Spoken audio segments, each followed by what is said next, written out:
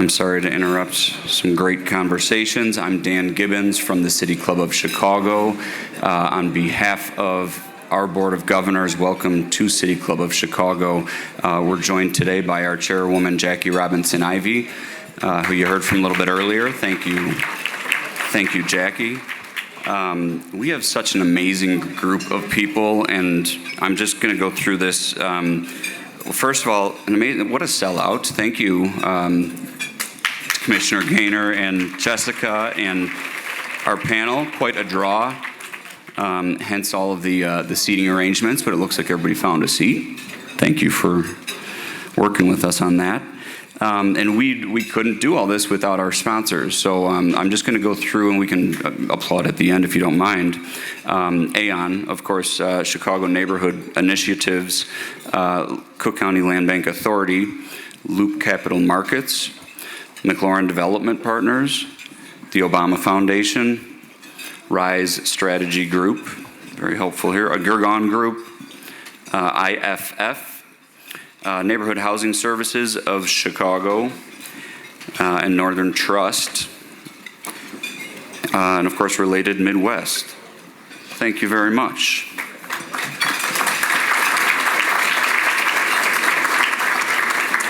Your sponsorship allows us to share this platform, and it doesn't go certainly unnoticed and recognized, but we appreciate that very much. Every table at one of these means another program that we can have. Every sellout allows us to have 2 or 3 more of these, and it is very much appreciated. So thank you.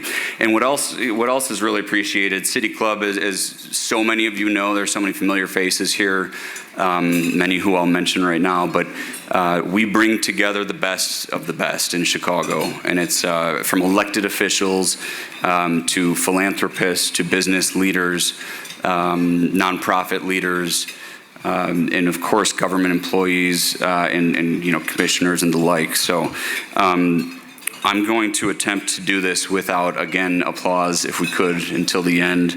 Well, let's start with applause for our very special guest, Tony Preckwinkle, the president of the Cook County Board. Madam President, such a great supporter of City Club. Every one of these folks deserves that same applause, but I had to do that. Congressman Bobby Rush, I believe, is here. I have not seen him, but I just got a note that he is in the room.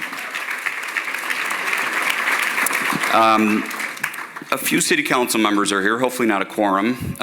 We have Alderman Walter Burnett, who, by the way, we're so sorry about the loss of your mother, Alderman, and we're all thinking, the City Club family's thinking of you at the loss of your mother. Thank you for being here. Alderman Gil Villegas is here. Alderman Byron Cicho Lopez is not here yet, but he's on his way. Oh, he is here. Oh, okay. There's an open seat up front now. Okay. Commissioner Bridget Degnan is here. Commissioner Donna Moore. Colleagues of Commissioner Gaynor, of course. Another commissioner, a different type of commissioner, Sierra Boatwright, the planning commissioner, and future City Club speaker, right? I believe Commissioner Clinay Hedspeth is here from DCASE. Inspector General Deb Witzberg, right up in front here. And just like I said, such a great sampling of business and nonprofit leaders. Mary Ellen Karen is here from After School Matters. Peter O'Brien is here. David Doig, thank you for being here and sponsoring. David does so much for the city. Karen Freeman Wilson, Mayor, where are you? Thank you. Also a future and past City Club speaker. Sean Garrett's here from United Way. Thank you, Sean. One of my favorites, Sister Katie Norris, is back in town.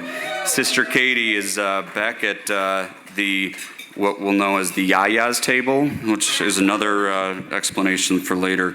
Anna Demokopoulos is here, the state's attorney's office. Very busy woman. Jim Reynolds, thank you, Jim. We're going to hear from him on the panel. Jim's always so great to the entire civic community in Chicago. Commissioner Rachel Arfa is here, one of our favorite speakers also. Commissioner, where are you, if you could raise? Thank you for being here.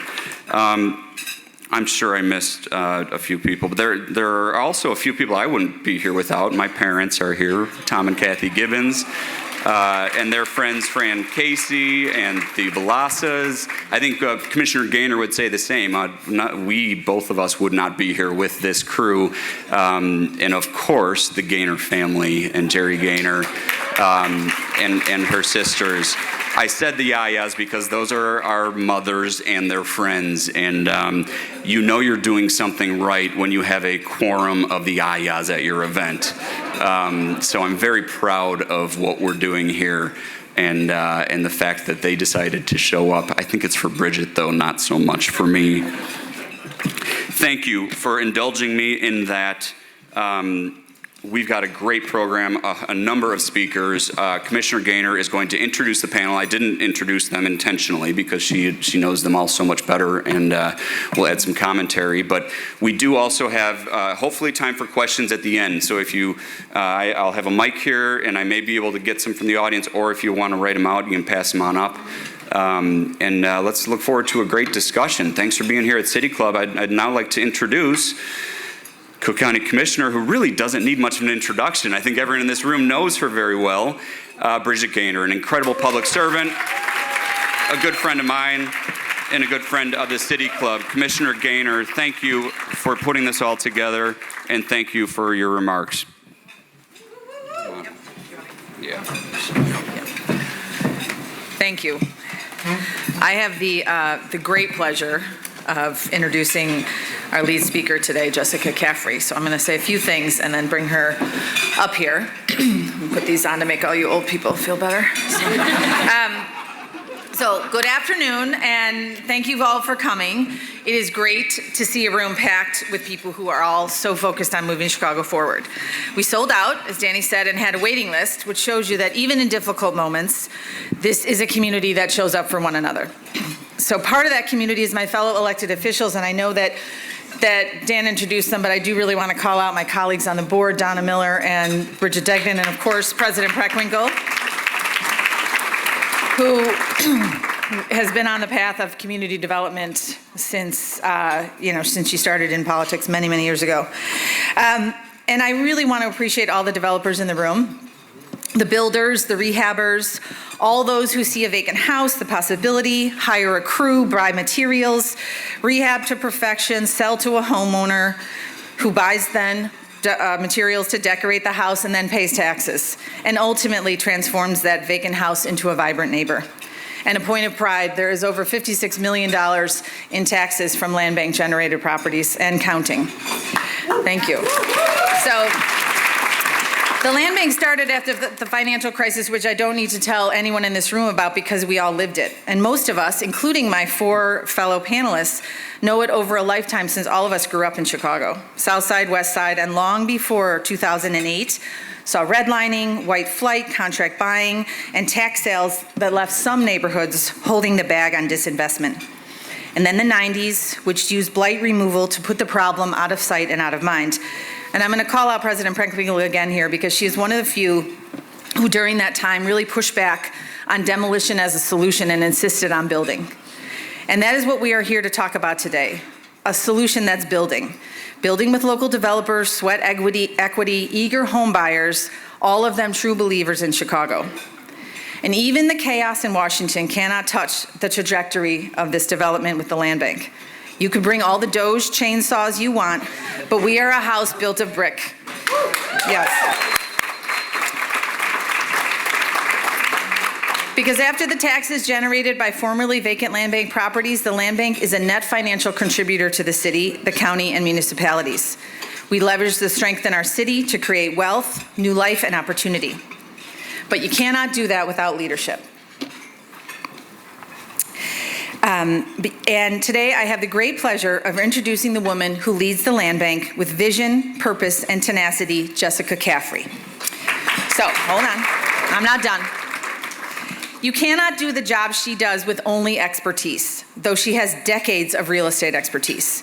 And you can't just do it by knowing how government works, though she has navigated city, county, CHA with grace and professionalism, probably the hardest part. You cannot get success only through relentless operational excellence, and she has that in spades. Because this is not an exercise of just the head. It is a marriage of the head and the heart. Jessica has a mission for this work. She refuses to tolerate the wrong things, and she fights for the right ones. And I will add, always with grace. Jessica Caffrey is the total package. She brings a vision for what communities need to thrive, what developers need, what homeowners need, and what the system needs. And she thinks big. She can give care and attention to a single-family home development, but also land a whole block of single-family homes.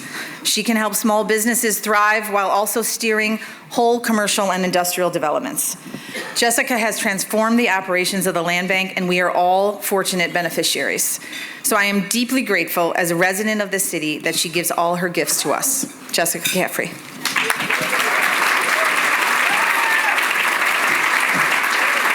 Good afternoon. Good afternoon. Thank you, Commissioner Gaynor, for that introduction and for your vision of creating the land bank. Thank you, President Preckwinkle, for your steadfast support and leadership from day one. You've always taught me to look out for the least of them. I'd like to thank the City Club and Dan Gibbons for the invitation to be here today. Thank you to Alderman Burnett, Jim Reynolds, and Louis Castro for being a part of this crucial conversation. A quick shout out to Alderman Burnett, whose ward has seen almost 25% of the new home permits in Chicago over the last 4 years. Yeah. A special thank goes to the Land Bank board members in attendance and our dedicated land bank staff, all of those in this room who I have witnessed their commitment on a daily basis. Finally, I would be remiss if I didn't thank everyone in this room who has had some connection with the land bank. Can you raise your hand if that is you? All of those hands are people who are in some way responsible for the tremendous success of the land bank. Thank you for being here today. I've been in this role for a little over 2 years now, and I can tell you that these have been some of the most impactful years in my long career of public service.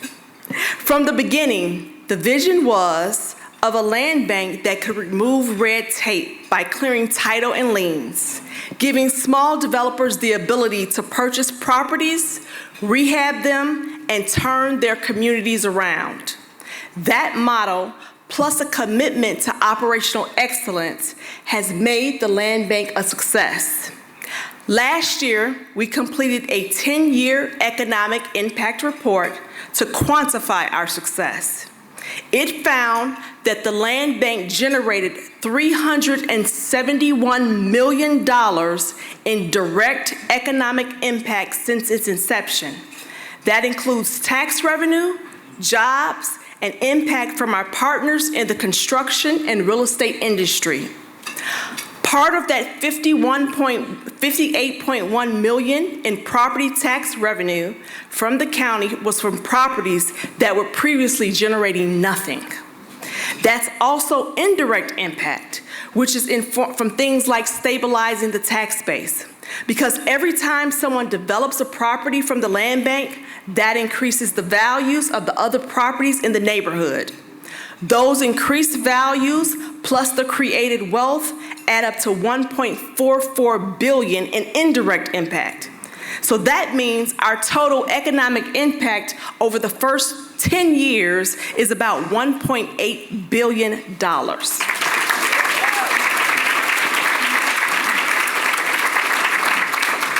Now, those are the numbers. And while they are big, they are a small part of the story, because behind every number is a person whose life has changed and a community impacted by a new or an expanding business. As public servants, that's why we do the work that we do.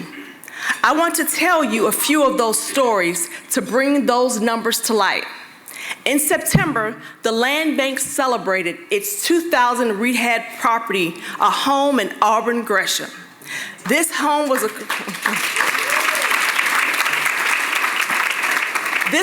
acquired through the Land Bank by Titus Henry, a contractor turned developer.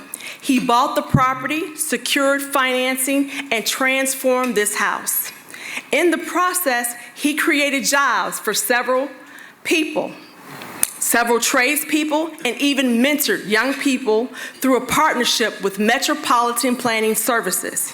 He hired a young woman who's sitting right here before me to do the tile work, and that experience inspired her to start her own business.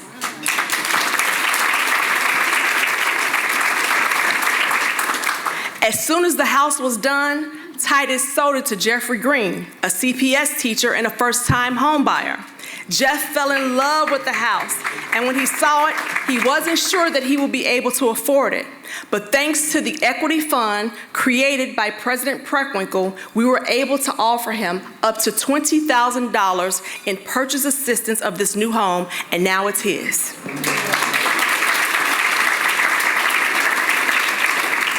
Several years ago, a woman named Starnella Johnson wanted to expand her floral business in Roseland and own her own building, not rent. So she purchased a commercial property through the Land Bank, and now the property belongs to her. And she's employing people and students and growing every year. In Inglewood, Dr. Marlon Haywood, who founded an organization called the Urban Male Network, wanted to honor his late grandmother, Annie Mae, and do something good for the community. Through a partnership with residents of Greater Inglewood, or RAGE, Marlon received a deed to a vacant lot across from his late grandmother's house and turned it into Annie Mae's Court, a brightly colored space for the community to gather and for the kids to play. Over in Austin, a resident named Angie Phillips now has access to high-quality health care in her own neighborhood, thanks to the Land Bank providing property where the new PCC Wellness Center now stands. In Woodlawn, a group of 5 developers came together to buy back the block and redevelop 11 vacant lots into 10-3 flats, revitalizing the whole block with 30 beautiful new homes. We also partner with municipalities to help them transform the economic landscape of their communities.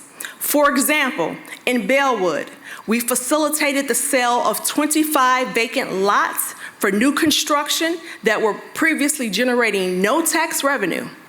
Today, they generate $228,000 per year in tax revenue, and those projects help to create an estimated of 50 jobs.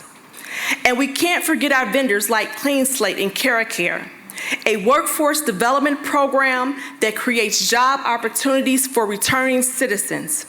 Over the last 10 years, Clean Slate has helped us maintain over 400 lots.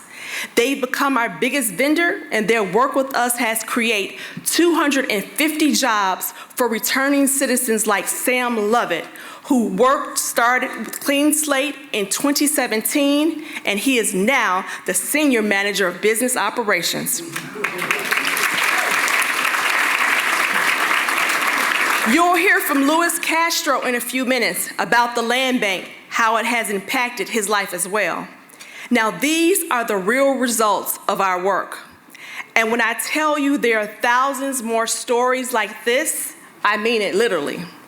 Because the Land Bank impact is like a ripple in a pond, it may start with one house, but then it ripples out to the developer who's contracting or building a business, the electrician apprentices who are learning a trade, the suppliers who are looking to grow, the real estate brokers, the home buyers, the neighbors whose properties values increase, and the community gets more vibrant and starts attracting more investment, and it becomes a virtuous cycle.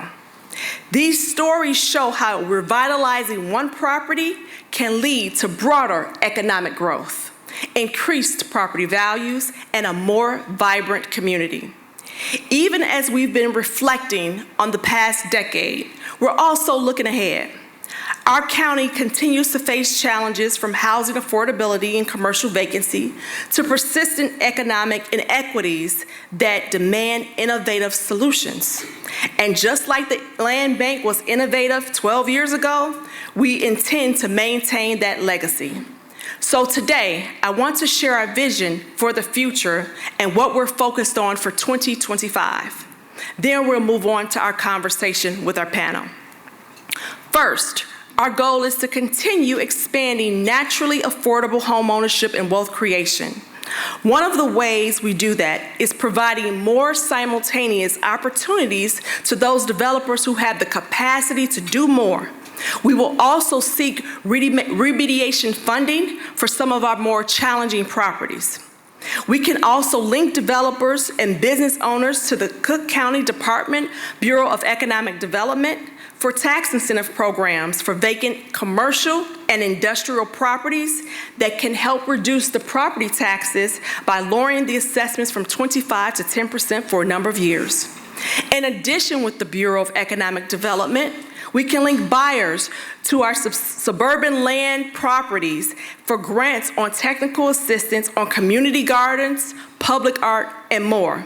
BED has a number of programs, and we are working with them to make sure that everyone who is working with the land bank has full knowledge of those programs, including their CPACE program.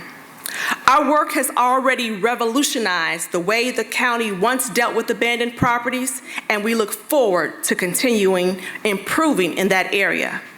Second, we plan to expand our partnerships with developers, community and business organizations, and municipal leaders to create new commercial and residential developments in underserved neighborhoods. This type of development is key to the economic growth of a community. So we want more small businesses, more vibrant corridors, and more economic opportunity for local residents. Third, we will maintain our policy on transparency and public engagement.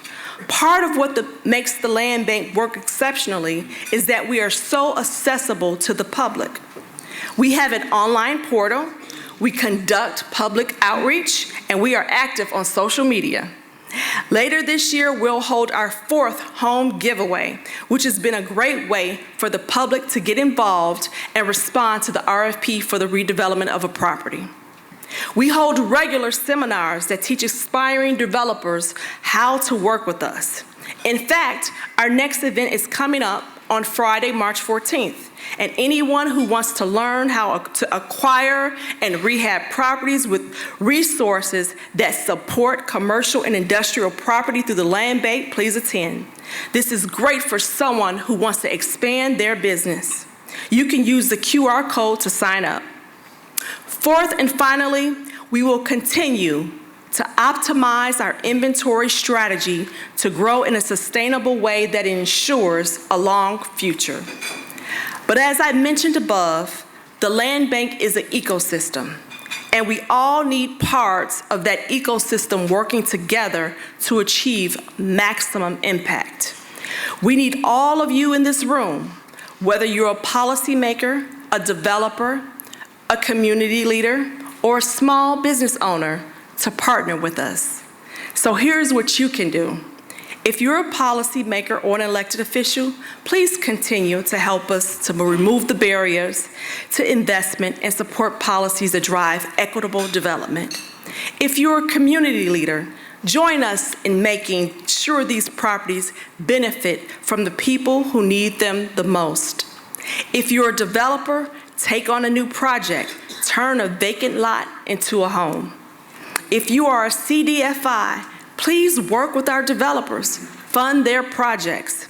I can guarantee you these are sound, worthwhile investments that will pay dividends in many ways. Because our success proves that when we invest in small developers, they invest in neighborhoods. And together, we can unlock a future where people and communities thrive. Thank you all very much.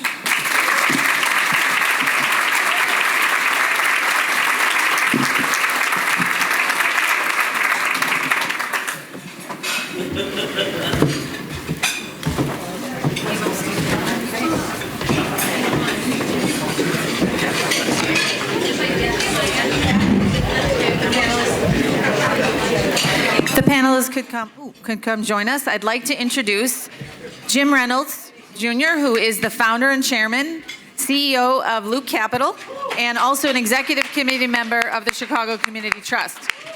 Walter Burnett, who is the 27th Ward Alderman and Vice Mayor of the City of Chicago.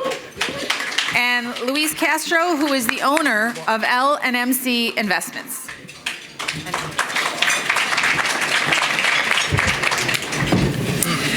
All right, we're going to ask our panelists a couple of questions, and then hopefully we'll have time for questions from the audience. So thank you. So Alderman Burnett, we're going to start with you. You lead and have been a almost lifelong resident, but also lead one of the most vibrant wards in the city. But it actually, it has incredible development in the West Loop portion of that, and then still some communities on the western portion that are struggling with redevelopment, and in many ways are still kind of suffering from some of the legacies of disinvestment, even protests during the 60s. How do you manage to keep both parts of the ward growing and vibrant? First of all, by not getting any sleep, so. Commissioner, first of all, I want to thank you. I want to thank Tony Prentwinkle and Jessica. I think you guys are doing a fantastic job with the land bank. Appreciate everything you do and the folks who come to my ward and do things on the land bank property. So we've been blessed to have a ward. You know, I've been Alderman 30 years, so I grew up.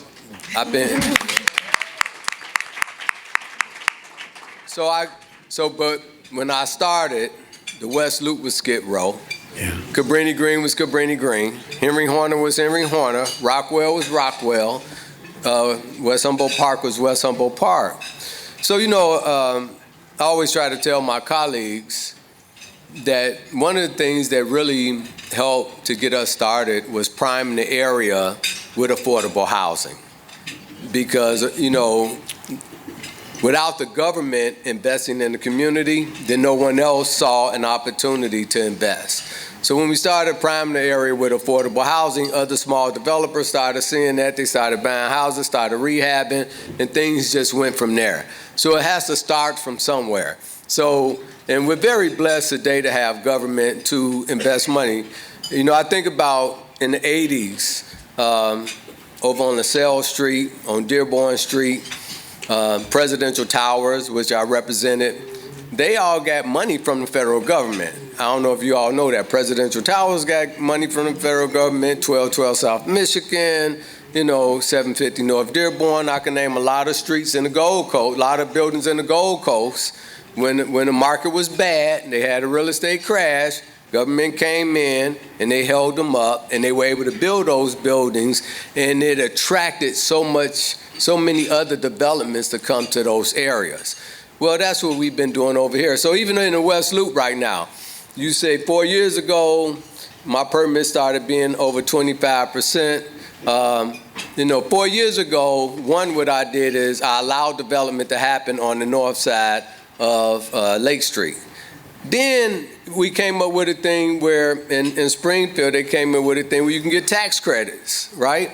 Where you can get tax credits if you do affordable housing. Because no one was going to build in my ward without doing affordable housing.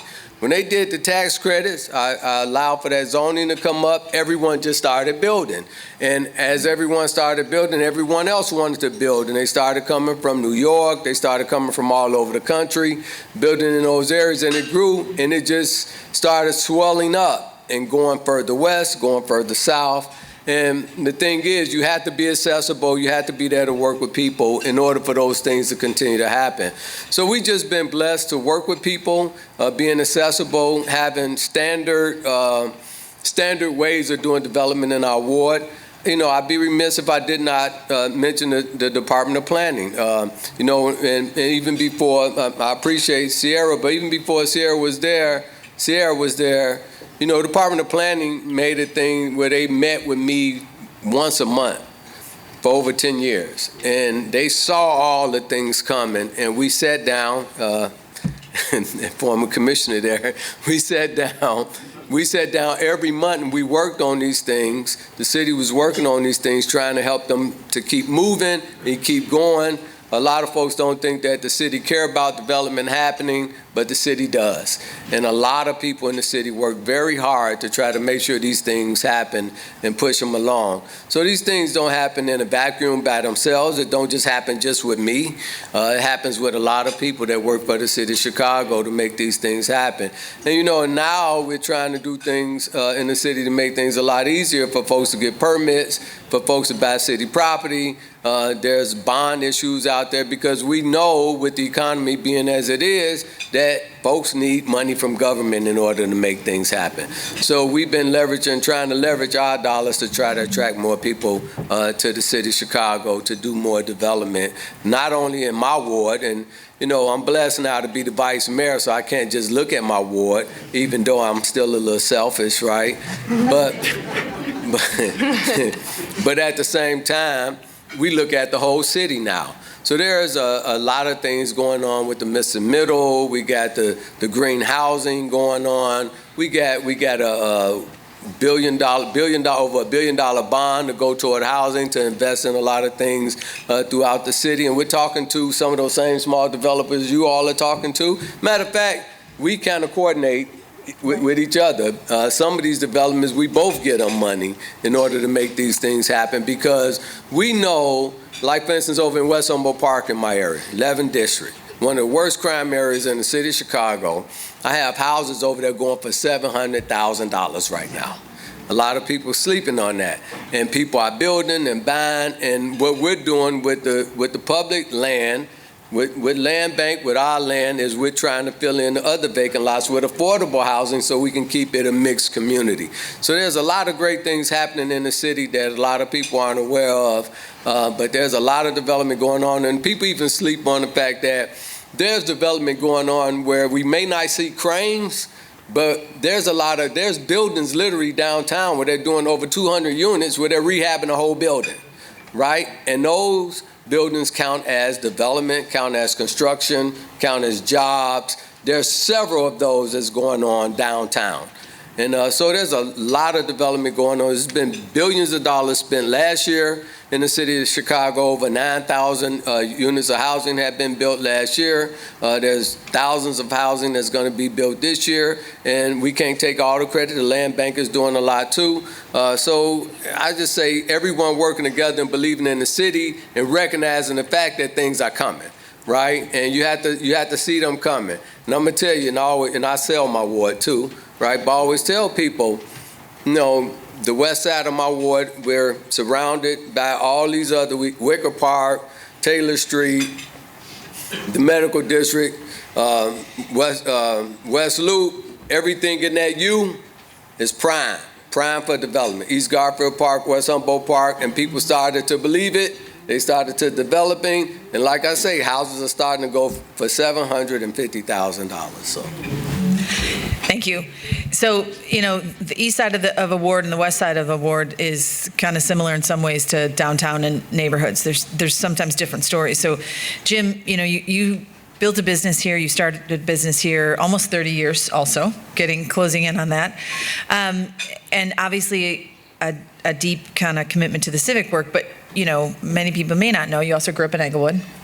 And so you have a heart for the neighborhoods as well as a mind for downtown. And so when you think about the shared fate of downtown and neighborhood vitality, how do you think about connecting those two to make sure that they both rise? Well, Bridget, first of all, thanks for having me here. It's good to be here and see so many of my friends. I won't start naming names because I think about 80 or 90% of the people in this room are friends and colleagues and associates. But it's a tale of two different things. As I think about downtown, my whole career, 40-some years has been downtown. It's so amazing to think about it, how vibrant and active it used to be. When you went out for lunch, literally every lunch place was filled up. LaSalle Street, Clark Street, Dearborn Street, Madison, Monroe, Randolph. Everything was jam-packed. All of the activity was there, and your social life was there, which is, if they had this hybrid work from home thing when I was in my 20s, I don't think I would have had a friend. Everybody met up for happy hour downtown at 5 o'clock. Everybody. 5 days a week. And, or at least I did, so. But now you look at downtown now, and business has changed and things have changed. We recently moved our firm from Jackson Street to South Financial Place. Every property on Jackson Street from Wacker Drive to State Street, essentially the developers turned their keys over to the banks. They just gave up. And right now the trend is companies are not moving employees into those old buildings anymore. And they won't. To what Walter said, we're seeing some of them converted to housing, but it's too many to convert to housing downtown, and it's too expensive to do. We are going to need some federal and city and state intervention to really see what we can do to convert many of those buildings. The Google activity at the Thompson Center is going to help bring some density downtown, but it's going to be a workaround for quite a long time. But, you know, I spend probably more time, particularly because of my activities at the trust, you know, I'm a former chair of the trust, and our focus on the wealth gap in communities.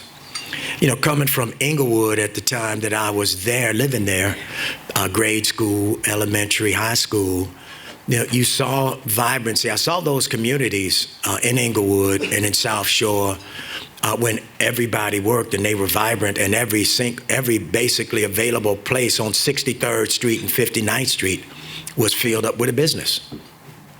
And now you look out now and you see vacant lot after vacant lot after vacant lot. And this is where the land bank, I think, is extraordinarily helpful. When I think about what we need to do for communities and people, I saw some folks from the Cara Collective here and those organizations that we support so much. When you think about those neighborhoods, you know, you see people that need an economic assistance. Whether it's formerly incarcerated, whether it's retraining, whether it's job assistance, whether it's bringing businesses back to those communities, whether it's talking to Fortune 500 or Fortune 100 businesses to have them open divisions in some of those communities, much like MasterCard did or Discover Card in Chatham. We at the Trust made it a focus to help in that endeavor with closing the wealth gap, racial wealth gap. And what we decided to do over there was put our money where our mouth was with the Trust. It's one of the largest community trust foundations in the country. We decided to begin to invest in the people and the businesses in those communities to rebuild those communities, which is, you know, Bridget, the point you're getting at. One of the things, and I'll just speak to one vertical, that had to do with home ownership, which intersects with the land bank. What we discovered, and I think what we all know, many of our families benefited from this. The stalwart, the base level of building wealth, almost for every American, was their home. Kids got their college tuition paid from mortgages on their home. A lot of the resources of a family came from the equity built up in that home. And renting a property any place is a losing proposition. It's meant to be a stepping stone to home ownership. You don't want to stay in that state of activity. When we look at the factors that impact wealth in the Black and brown communities, so much of it is a lack of home ownership or vibrancy in those communities. So we decided to put money there. You know, we actually invest with developers. The riskiest part of any development is the pre-development expenses. Like, is this going to work before I put anything in the ground? That costs money. So we decided to do and help the developers with those. We decided to help with down payment assistance.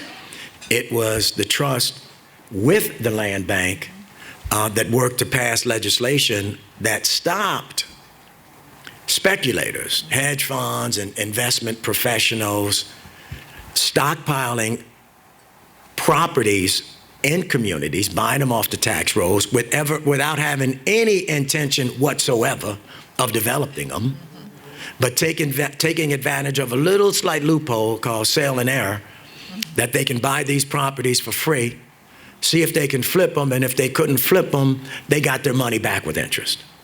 It was just a sophisticated, big boys kind of play that took the individuals out.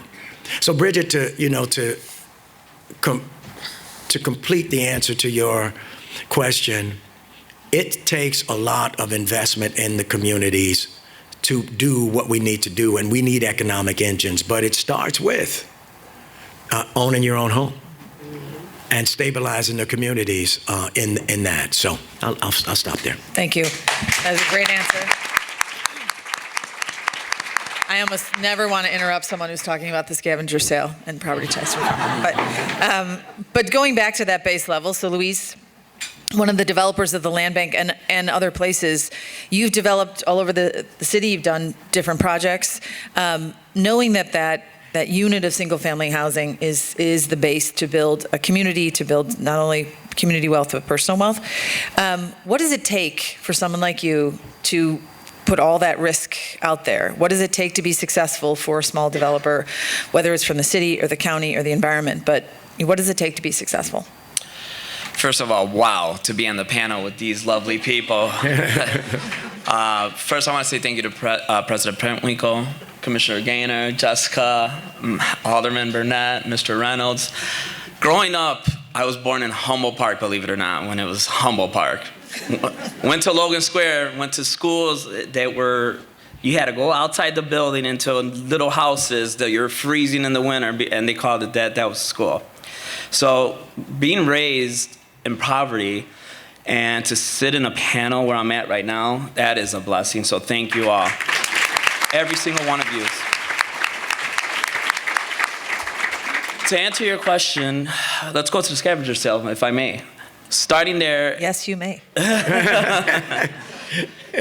First of all, you have to go there with money.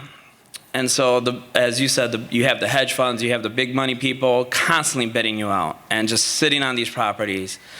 So one year I was there and all I heard was no cash bid, no cash bid, no cash bid. I was like, what is going on, huh? So come to find out, Land Bank was formed. Bravo.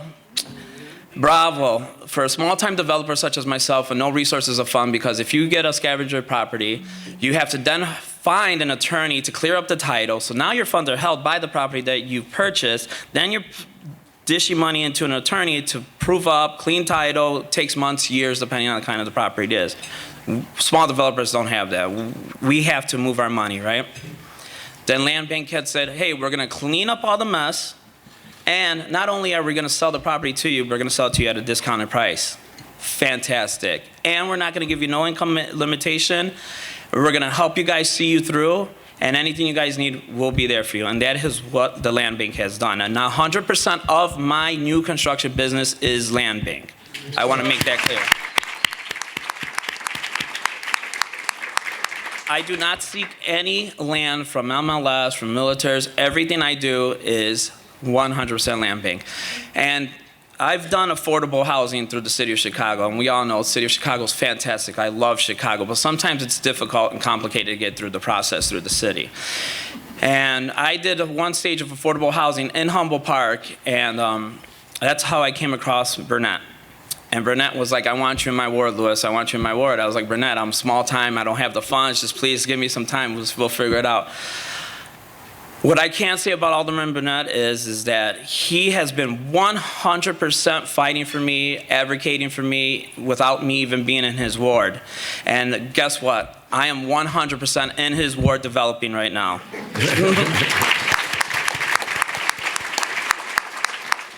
So to answer your question is that the Land Bank has been a blessing, and it's great for us small-time developers. Where else can you build a home? Land Bank is saying that we're going to give you, the buyer, $20,000 for down payment assistance and or credit costs. Not only that, you have government like NHS, 100% financing on single-family homes. Now guess what? You get 100% financing for a single-family home purchased through the Land Bank. Land Bank now gives them $20,000 that they can use to buy down that interest rate that has gone so high that put them out of pricing. Now guess what? Now we have people affording housing, right? And that's what I love about Land Bank. And I think I answered your question, didn't I? Good. So getting to Jessica now, and Jessica, there's, you just have to look at a map of vacant land in Cook County, and you see it everywhere. So there's a lot of vacant housing, but the land bank properties are always in demand, and there's always a demand for the vacant housing that's gone through the land bank of the vacant land. How do you bring more properties to bear? How do you get that process moving, and how do we continue to grow and make more opportunities for people like Luis? Thank you, Commissioner. So the first thing is coordination with aldermen like Walter Burnett, coordination with community organizations like RAGE, coordination with anyone who has a plan and a vision. So the land bank has the opportunity to a number of properties, and a lot of times we advertise those properties on our website. And at that time, a developer, a small business owner is able to come to us, and they're able to say, hey, this is what we're looking for. Now, over the years, our inventory has changed, and our inventory as it relates to residential has decreased, which is a good thing in the sense that there's not as many foreclosures. But what we do have is vacant land. So while we still have that, and we have commercial and industrial properties, and we still have residential, just not as many. And so what we're doing is that we're looking at our inventory strategy. We're talking to our aldermen. We're looking at the groups that they're working with to see how we can maximize our efforts together. Because if we put our brains together, we can do a lot more if we did it single-handedly. So we put our thoughts together, and their people apply on our website for these properties. And that's how we continue to look at our strategies, and we optimize the opportunities for the public. That's fantastic. So, Dan, where are we on time? We've got 5 minutes, and then Okay. we do 5 minutes for Q&A. Perfect.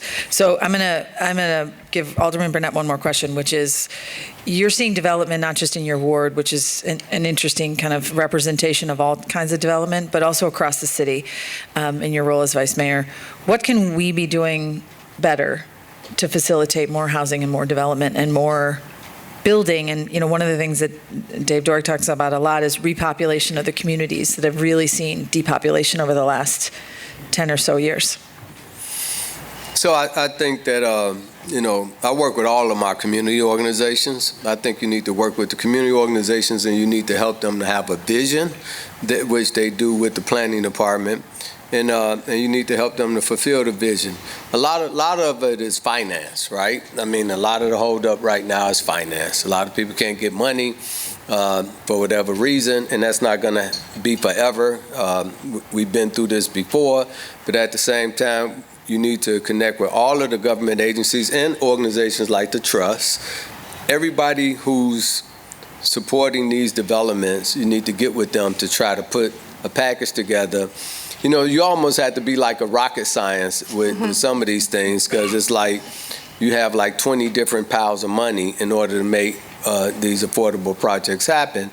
But don't just do affordable. So we do the city lots for working families. Well, we give, I think one of the guys was here, we give them, they can build 80% that they build is affordable and 20% market, right? Melvin is here. So Melvin, you here, right? When Melvin built 80% affordable, 20% market, he built 80% affordable. All his units was affordable. He built 20% market. Those 20% market houses that he built, I think they went for like $900,000, and it balanced out. Him doing the affordable and him doing the market, right? So it balanced out for him financially, because this is over on the near west side before they even announced the 1901 in the United Center. He sold buildings over there for $900,000.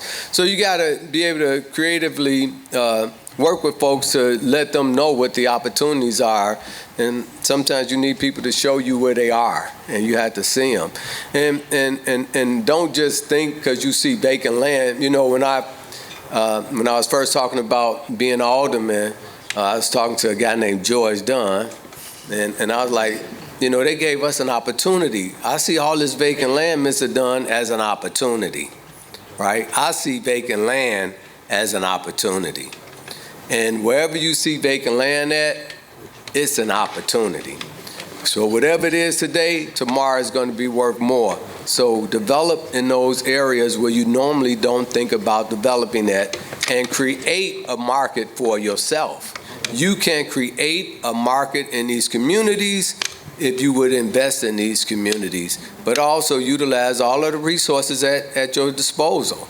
And there's a lot of resources out here with the city, the county, the state.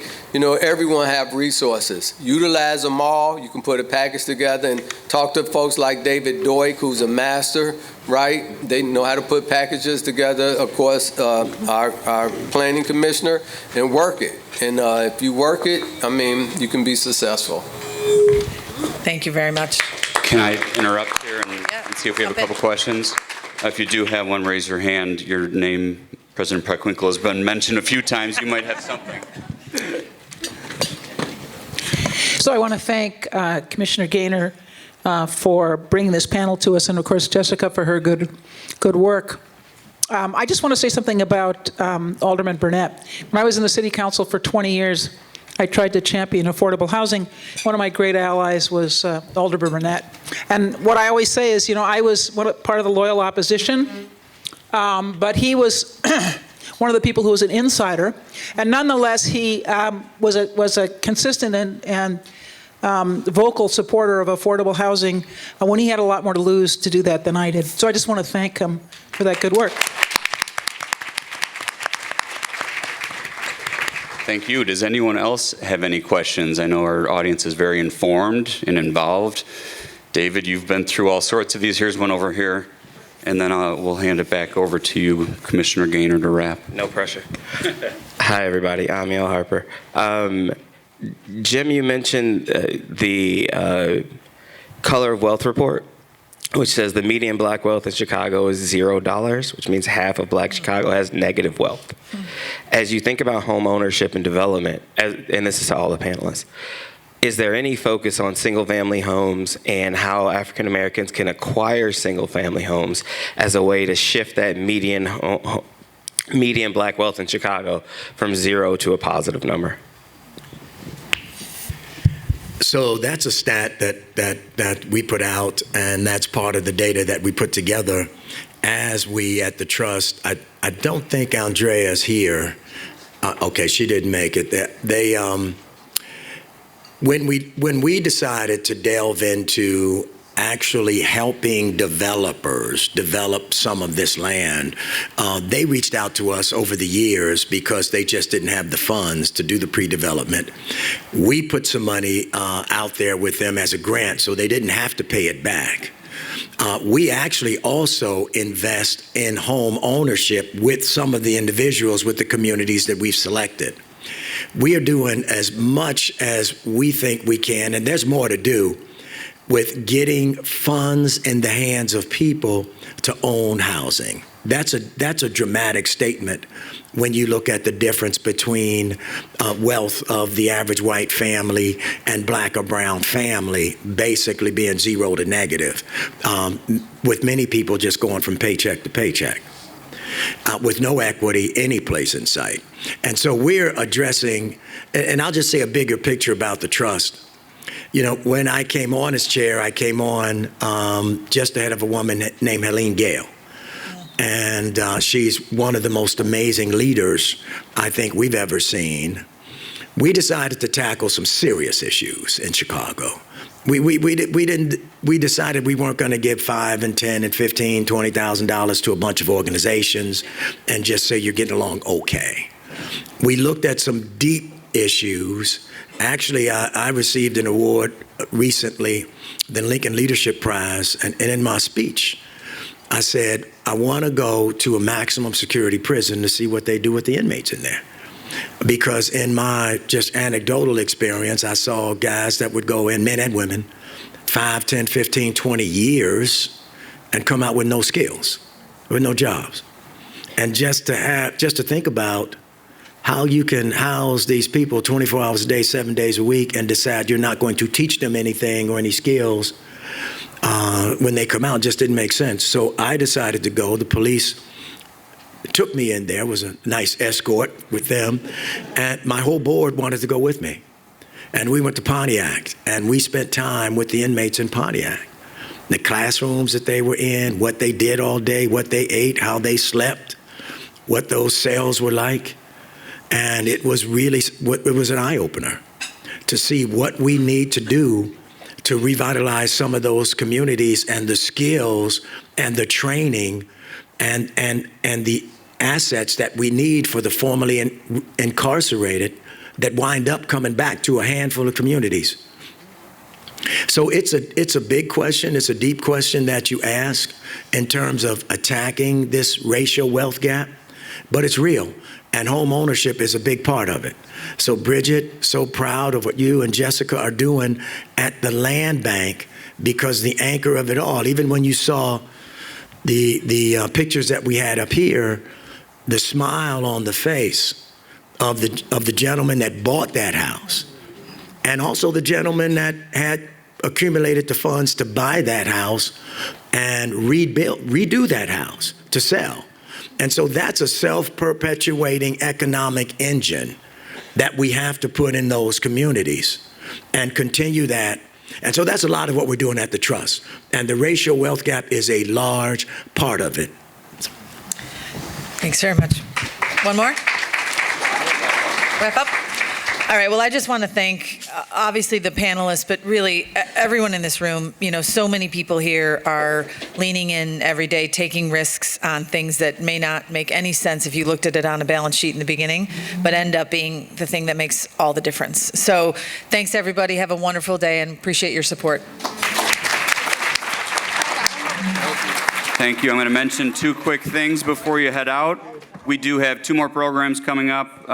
This was a perfect one for City Club. This is an ecosystem. We're actually making solutions, encouraging solutions. We've got Tom Skilling and Don Wubbles, taking Tom Skilling out of retirement to talk climate change on Wednesday, April 2nd, and City Clerk Anna Valencia on Tuesday, March 25th. So much more to come. Please come back. Please up your membership. Thank you for being here. Thanks again to our panelists. Have a great day.